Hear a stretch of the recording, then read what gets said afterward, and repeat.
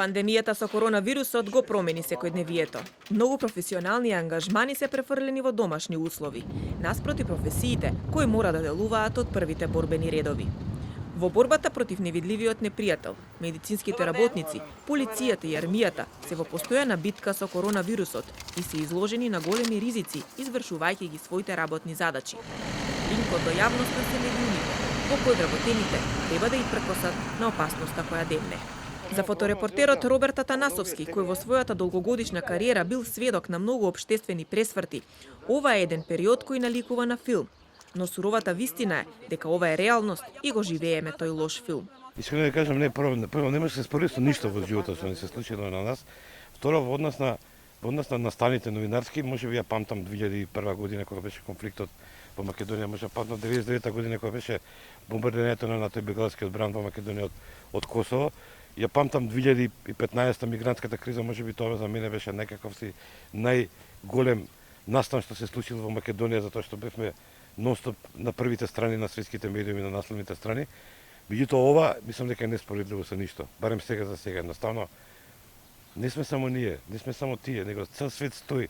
Сите стоиме, сите чекаме да се случи нешто, да се разбудиме од сонот и да биде подобро. И зад камерите во вонредна состојба, вонредни услови за работа. Вообичаениот метеж во редакциите сега е заменет со работа во групи, согласно препораките на надлежните. Се користат дезинфекцијски средства, заштитна опрема, но опасноста демне е и кога ќе се вклучат камерите и рефлекторите во студиото.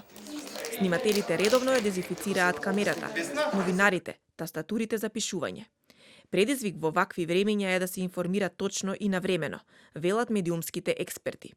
Освен борбата со COVID-19, се води и борба со лажни вести кои можат да нанесат голема штета. Не само лажните вести или дезинформациите, туку и начинот на информирање кој што знае да биде шпекулативен, сензационалистички, без да се контролираат сите извори на информација, без да се понекогаш дури и без да се знае потеклото на информацијата. Значи не е проблем само дезинформацијата како таква.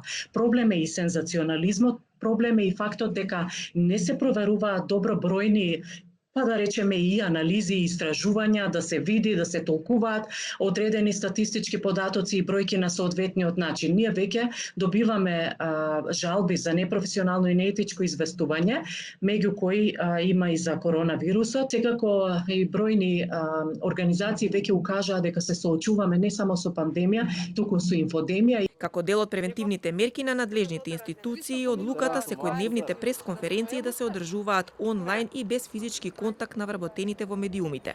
Модел кој значајно го намалува ризикот за ширење на вирусот. Сепак, состојбата покажа дека ниту новинарите не се имуни на COVID-19. Останува определбата за професионално информирање и во вонредни услови, со сите напори и механизми да се заштитиме себе си, за да можеме да ги заштитиме и тие околу нас.